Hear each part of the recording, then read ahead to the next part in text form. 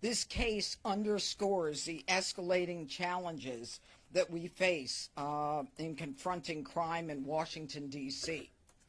On August 3rd of 2025 at about 2:53 a.m. Sunday morning at the U Street corridor and 14th Street, which is a very popular hangout, nightlife area essentially, Ethan Levine, a 22-year-old, and several of his friends were standing outside a Sunoco gas station. They were approached by a large group of teens, individuals who confronted them and began to assault them. Today, we are announcing that Lawrence Cotton Powell, who is 19 years of age, along with Anthony Taylor, who is 18 years of age, are now charged with assaulting Levine.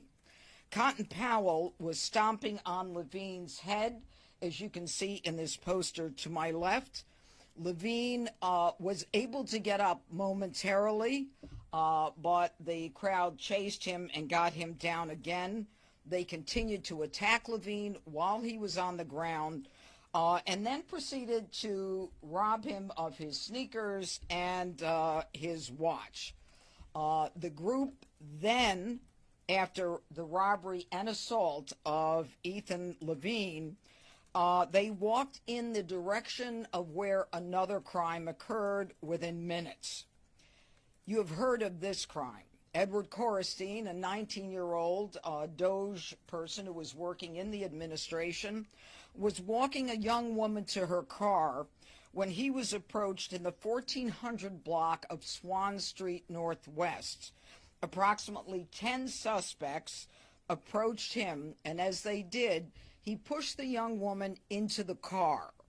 And he was protecting her from the group before he was then attacked by multiple suspects, who then punched him repeatedly, causing significant injuries to him. They got him on the ground, and as they were doing so, they demanded the car from the woman who was inside the car and had already locked the car. They were banging on the car, they were pulling the car door, trying to get the car open, and were telling the woman in the car to hand over the keys. And the woman was, as I said, able to lock the car door, so they were unable to gain entry. And it was fortuitous that someone from the Metropolitan Police Department was on patrol. He happened to pull onto the block, and he witnessed the suspects actually assaulting Korestein, who was on the ground lying next to the car. The juveniles fled, but within a short period of time, two 15-year-olds were arrested, and they were taken into the family court by the Attorney General's office. That is the local Attorney General's office. Now, I think what's significant about this case is the history of Lawrence Cotton Powell. I want you to follow me on this. Lawrence Cotton Powell is 19 years of age. He's now charged with robbery, first-degree robbery, for which he faces 15 years in prison. He also faces a charge of assault with intent to commit robbery at another 15 years. And robbery for Edward Korestein, 15 years. Assault with intent to commit robbery, another 15 years. And attempted carjacking, 5 years. Now, let me tell you his background. On April 3rd of this year, Lawrence Cotton Powell was sentenced for a felony attempted robbery. My office asked for jail time. Judge McLean, a judge sitting in the criminal part in Superior Court with no criminal background, made a decision to give Cotton Powell probation in spite of his conviction on a felony attempted robbery. Within 31 days, by May 4th, Powell reoffends. He's rearrested while he's on probation from the felony, and he's charged with simple assault and possession of a prohibited weapon B. On May 4th, my office asked that probation be revoked. But on May 16th, that same Judge McLean comes back and releases Cotton Powell and tells him basically, be a good boy. On July 24th, he is sentenced to one of the two misdemeanors that he's charged with Again, my office asked for jail time after he victimized yet another person, and on July 25th, another judge suspends his sentence and decides that he should be on probation.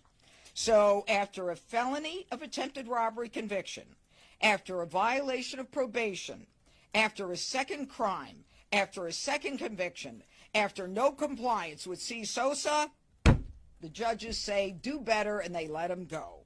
And guess what? Within 10 days, he's at it again with Ethan Levine and Edward Korstein. Now, the co-defendant in this case is an individual by the name of Anthony Taylor. He charged also with the same arrest. He is with the same crimes. He is from Maryland. He is 18 years old. We are unaware of any history as it relates to him. I want to thank the Metropolitan Police Department. I want to thank the fact that this department went above and beyond and worked incredibly hard with the little evidence that we had to identify two of the perpetrators that we're going to be able to prosecute in criminal court. And I want to mention and thank the chief, and I also want to thank Mayor Bowser for her assistance in helping us. This is a coordinated effort by all of us. I also want to thank the marshals who are here, and they'll be speaking to you in a minute. But I again urge the D.C. Council to reconsider those trilogy of laws that allow Washington, D.C. to allow these young people to go out and victimize, re-victimize, and keep re-victimizing and putting the safety of the citizens who live, work, and visit here at risk. And I ask them to stand up finally and send a clear message, because the people of this district deserve no less than safety. So I want to call upon the police chief, Pamela Smith, to